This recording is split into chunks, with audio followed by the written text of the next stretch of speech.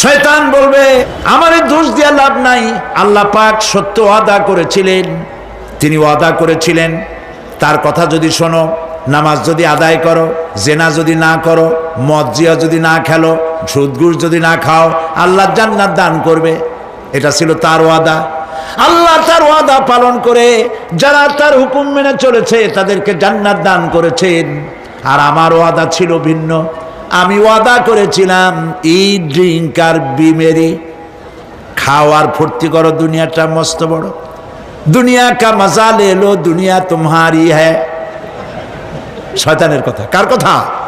শয়তানের কথা। আমি অনেকগুলো ওয়াদা করছিলাম, এইটা নাই সেইটা নাই, আল্লাহ রসুলের কথা মানা মোনার দরকার নাই। এমনি করে আল্লাহ যে ওয়াদা করেছিলেন সমস্ত ওয়াদা তিনি পালন করেছেন, আর আমি যে ওয়াদা করেছিলাম আজ আমি খেলাপ করলাম।